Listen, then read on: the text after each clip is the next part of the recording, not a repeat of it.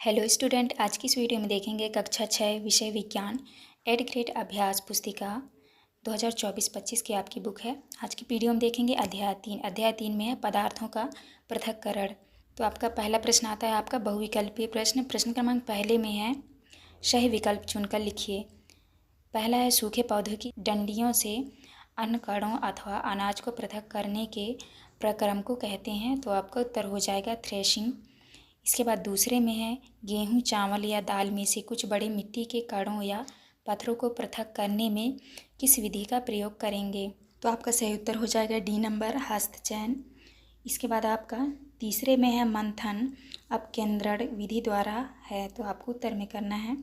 आपका सही उत्तर हो जाएगा बी नंबर, दूध या दही से मक्खन निकाला जाता है। इसके बाद आता है आपका चौथा प्रश्न क्रमांक चौथा में यदि आपको पानी और नारियल तेल के मिश्रण में से दोनों को पृथक पृथक करना हो तो आप किस विधि का उपयोग करेंगे। तो आपका सही उत्तर हो जाएगा बी नंबर, निस्तारण।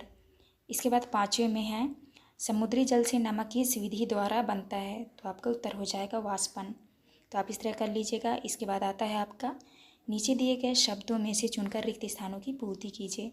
तो यहाँ पे आपको खाली स्थान भरना है। पहले में भरना है आपको वाष्प, तो यहाँ पे आप वाष्प भर लीजिएगा। दूसरे में भरना है आपको तली, और तीसरे में भरना है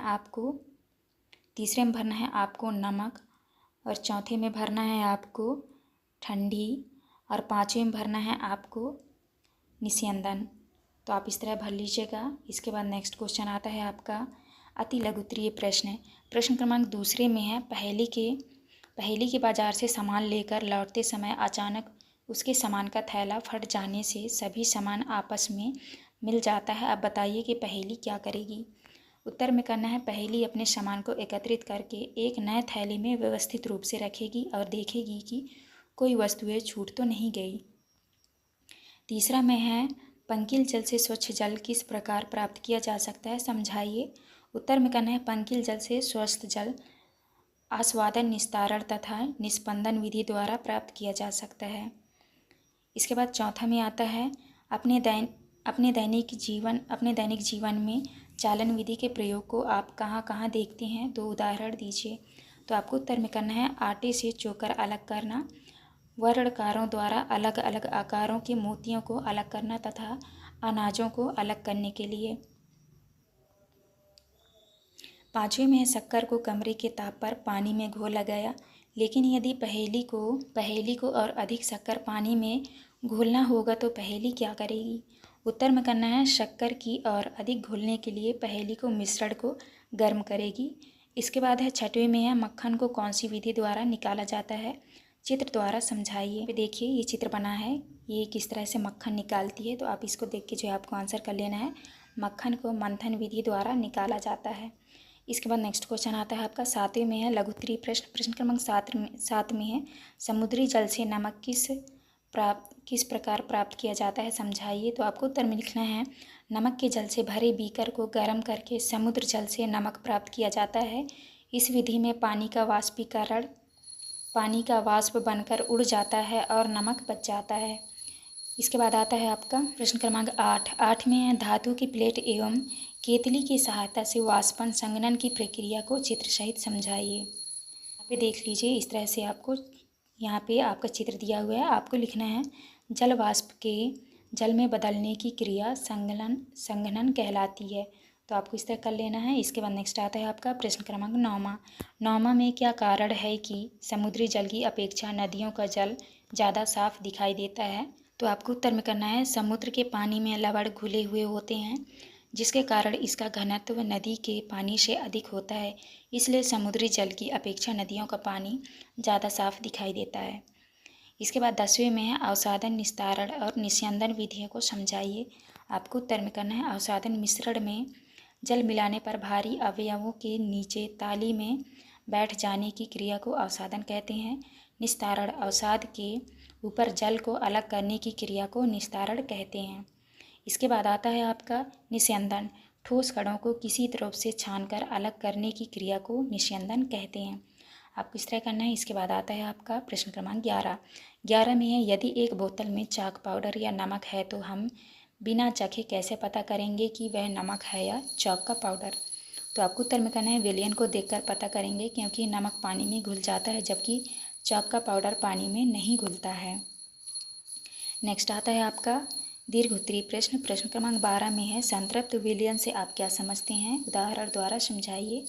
आपको उत्तर में करना है वह विलयन जिसमें विलेय पदार्थ की और अधिक मात्रा नहीं घोली जा सकती है संतृप्त विलयन कहलाता है। उदाहरण पानी में नमक का संतृप्त विलयन तथा पानी में चीनी का संतृप्त विलयन।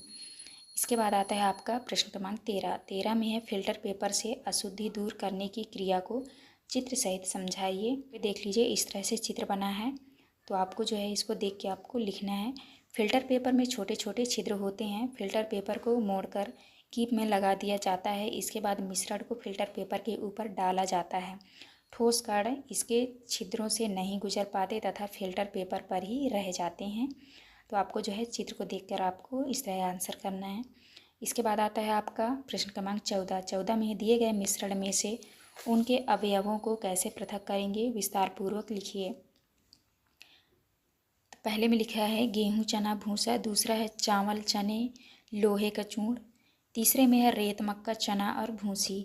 तो आपको पहले में लिखना है इस मिश्रण में से भूसा फटकना विधि द्वारा अलग कर लेंगे। गेहूं और चना शेष रह जाएंगे, इन्हें छानना विधि द्वारा अलग कर लेंगे। इसके बाद दूसरे में है सबसे पहले मिश्रण में से चुंबक से लोहा चूर्ण को अलग कर लेंगे।